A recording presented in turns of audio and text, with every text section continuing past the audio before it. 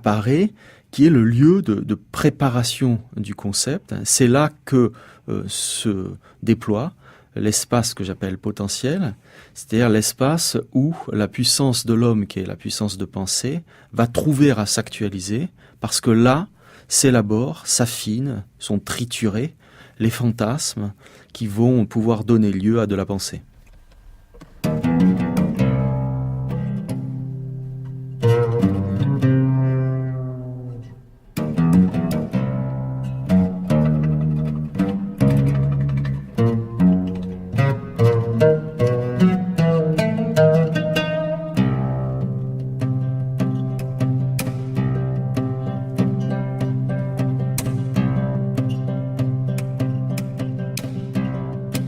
Alors nous sommes sur France Culture dans l'émission Questions d'Islam avec le professeur Jean-Baptiste Brenet.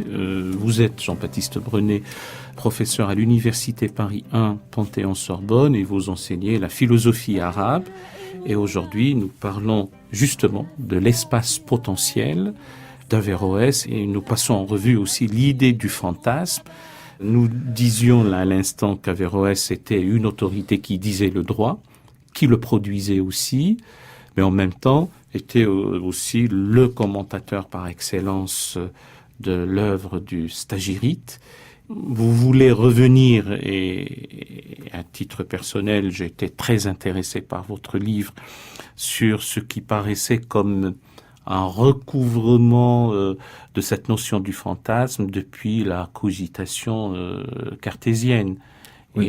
Et donc, vous pensez que c'est pas que nous soyons fourvoyés depuis, mais c'est peut-être revenir à la notion du fantasme, c'est plus fondamental.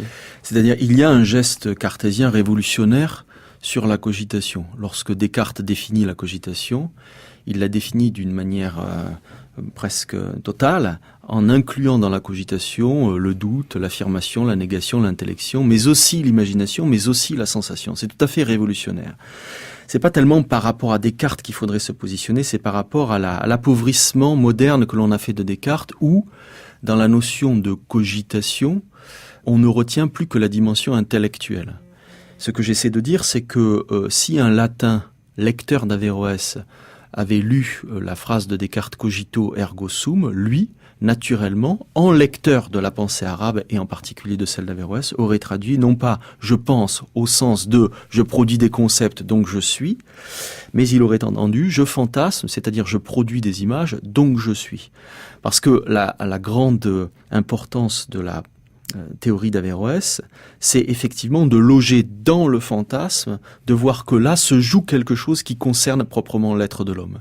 Il ne suffit pas de dire que l'homme est un être intellectuel.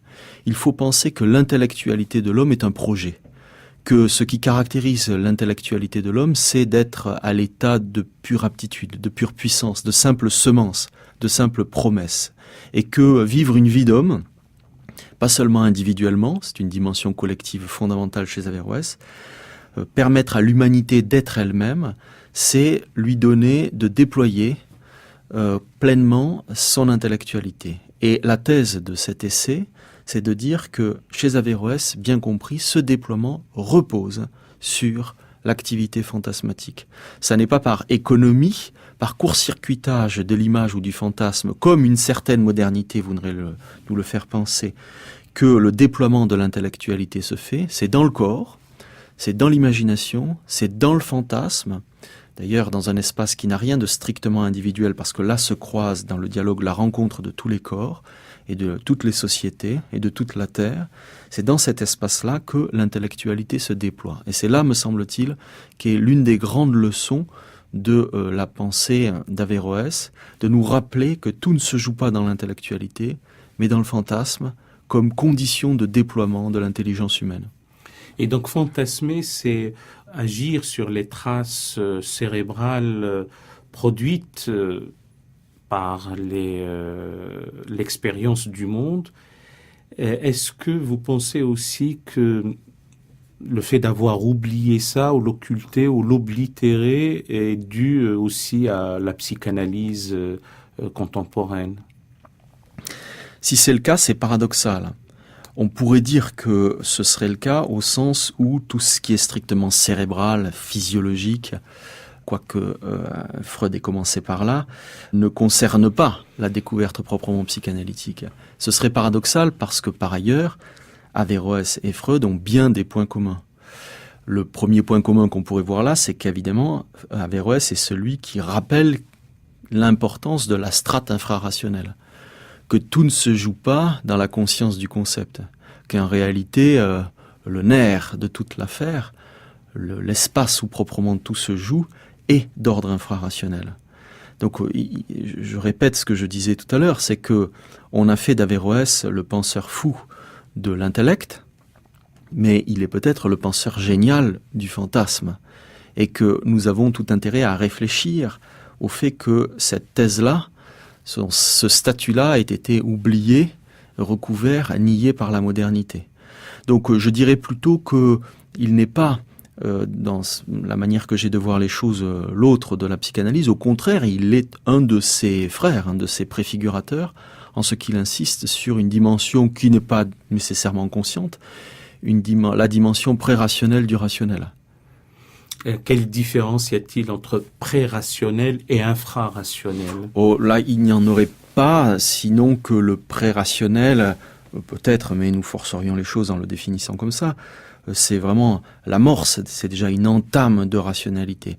Il faut bien voir que nous sommes une puissance mentale, mais cette puissance est animée d'une sorte de tendance. L'homme est ainsi fait qu'il est tendu vers la rationalité. C'est pour ça que je parlais tout à l'heure de semence ou de germe, et au fond, l'infrarationnel ne dit rien de cette tendance. Nous serions là dans l'animalité pure et simple. Alors qu'au fond, l'animalité, la corporéité très réelle de l'homme dont parle Averroès, c'est une corporéité qui, dès le début, est en quelque sorte tendue vers l'intelligence. Et c'est cela qui se joue dans le fantasme. Et l'homme, de ce point de vue-là, devient un zoon logikon, un animal à la fois rationnel et parlant.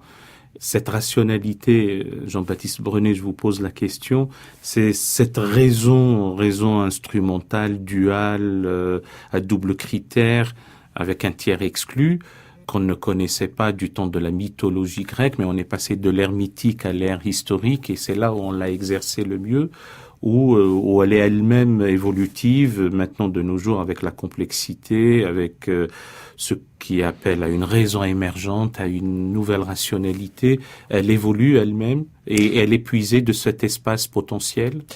Alors, il y a deux aspects. D'une certaine manière, la rationalité dans sa plénitude, dans sa réussite, elle est figée. C'est-à-dire que Averroès n'est pas un homme qui peut envisager le progrès de la rationalité au sens où les limites de l'intelligence humaine ne seraient pas atteintes. Elles sont atteintes. Les limites de l'intelligence humaine sont les limites de l'intelligibilité du monde. Tout ce qu'il y a de pensable dans le monde, c'est cela qui s'offre comme objet à l'homme. Et son idée, c'est que, grâce à Aristote et depuis lui, nous avons les moyens de connaître intégralement l'univers. Cela étant, il faut penser quelque chose comme un progrès, à la fois au niveau individuel et au niveau collectif, parce que ce jeu-là, qui n'est rien que le jeu de l'humanisation, qui n'est rien que le jeu de la culture, qui n'est rien que le jeu de l'intelligence, est à recommencer chaque fois. Chaque vie d'homme, en rapport aux autres hommes, est une vie où se recommence ce chiasme, ce que j'appelle un chiasme, entre l'universalité de l'intelligence, qui est un objectif effectivement fixe, qu'on peut déterminer, et puis la singularité de nos corps, de nos expériences.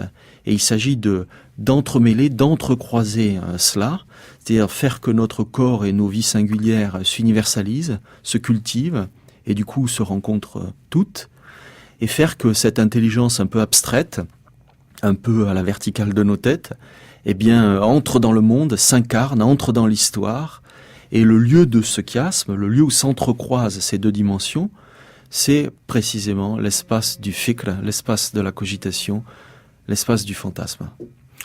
Cette approche chiasmatique concerne le fantasme, et le fantasme lui-même, chez Averroès, si j'ai bien compris, n'est pas uniquement, ou c'est une question que je vous pose, le siège des fantasmata, je parle